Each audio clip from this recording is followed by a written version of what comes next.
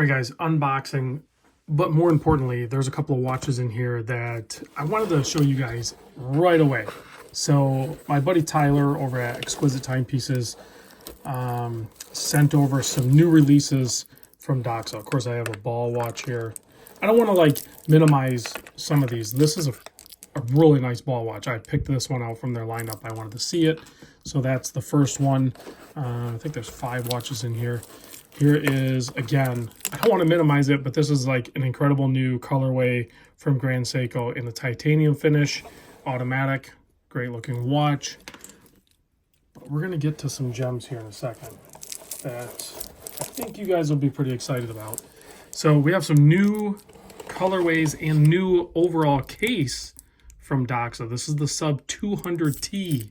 So it's a 39 millimeter version of like the 300T essentially. So here is another one, and you can get them in like kind of a shimmery dial like these are, or you can get them in the flat colored dials like the traditional Doxas are done. So, and then here is another sub 200, but in a turquoise powder blue finish. So I'm gonna end up showing all of the Doxa eventually on the channel, but I mostly wanted to get these guys on here to show you guys what you would expect if you were going to pick up one of these sub 200Ts.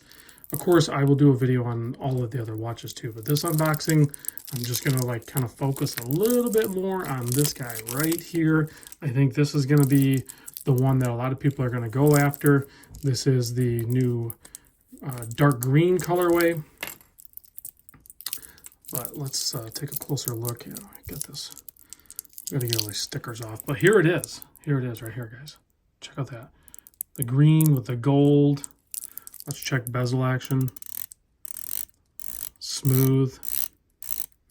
So, because I think a lot of people are going to be wondering, it's hard to tell, do I get the full-size 300T? Do I get the 200T? Do I get the 200? There's so many options now with Doxa. So here it is next to the 300T. It is a lot smaller in pretty much every way. They literally just, washed it, threw it in the dryer on high heat, and it just shrunk it. That's it. I mean, it's literally basically the exact same watch, but much smaller. Is it going to be a good size for your 6.5 inch wrist? I think that's probably going to be where this thing is going to really shine, is in the people with a smaller wrist that maybe just thought the 300T was just a little bit too big. Then this thing's going to work. Now you have a smaller lug opening here. Actually, let's talk measurements. Let's get the calipers out. Let's look. So width on this guy, 39 millimeter. The lug to lug is going to be pretty short. I mean, it's pretty short even on the other one. Just under 42 mil.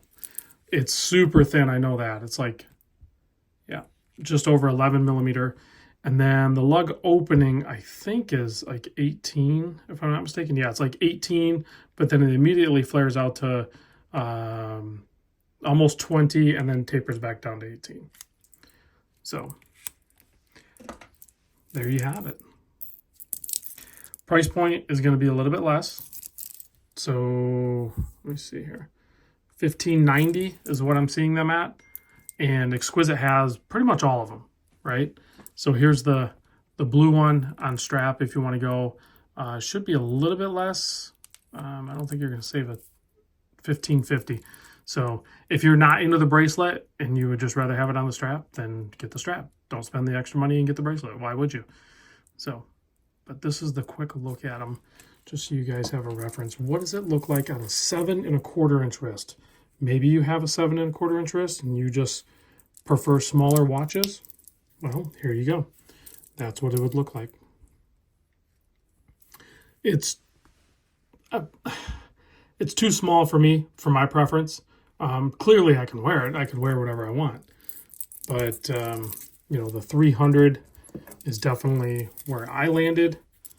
But I could see where the 300 is just going to be a little unwieldy for someone with a 6.5 inch wrist or something.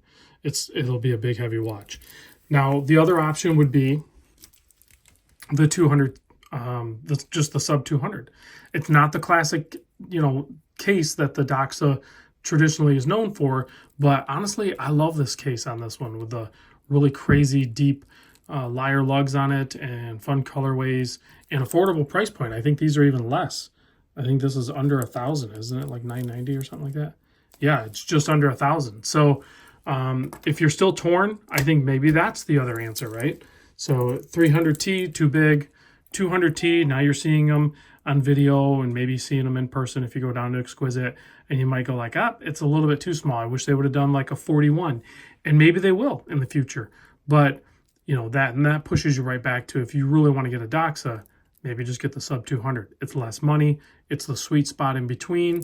And you still get all the cool colorways. So it's still a Doxa, guys. It's still... It has a different clasp and everything, but it still has a great bracelet, a great case, great bezel action, and they're good watches. So now let's take a closer look real quick at the other watches, since I try to go through them real quick. But I mean, the dial on this Grand Seiko is amazing. Like, you wouldn't expect anything less. Yeah, there's plastic on this, but crazy light titanium. That's going to be a gem. I can't wait to do the video on that. And then of course this ball watch here is, I think, a new release from them. I need to see if I can get it unwrapped. You can get, I think there's another dial color too. I think there might even be like a white dial one, but I kind of wanted to do the black dial one because I think it's going to be more timeless. But really nice bezel. Looks like the ceramic on this, like, goes all the way to the edge. Instead of it being an insert, it like lays on top. Is it a bi-directional? It's like taped down or something here. Yes, it's a bi-directional. Yeah, don't sleep on some of these ball watches, man. I'll tell you what. This one right here is definitely a home run. Still has the butterfly clasp. I'm not a huge fan of that, but the case design on this thing, the crystal, check out the crystal on that with the date magnifier. I've yet to handle one with a boxed sapphire crystal and a date magnifier. So that's pretty wild. Great looking watch. And a very, very smooth, positive positioned bezel. Nice rounded case side. What are the price point on these guys? They're like just over $3,500. So a lot of watch for the money there. So let me know, what do you guys think about these new 200Ts? Home run from Doxa or a swing and a miss, potentially? I think it's great. I mean, they took their winning formula, shrunk it down. It's definitely going to be for the smaller wrist or the preference for a smaller watch. I think it's a good move for them. I still would like to see the same case, but in between, because the 300 is 42.5. So I guess I don't know how you go more in between. I mean, that one's down to 39. So what do you do? I mean, I think personally, I think a 40 or 41 would have been better, but they had to do something, right? They had to answer the prayers of the people that were saying that this was just too large. I really think this is also a good solid option. It's still like a 41 or 2 or whatever case, but really short lug to lug, it just wears good. Anyway, I babbled long enough.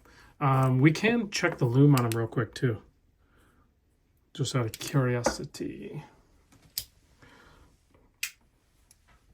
So 300, 200, looks like we have a blue colored lume, and check out the 200, just the sub 200.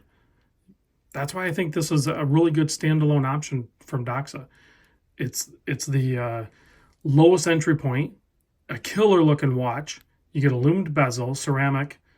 The sub 200 might actually make more sense than any of the other models, quite frankly. I don't know, maybe I'm crazy.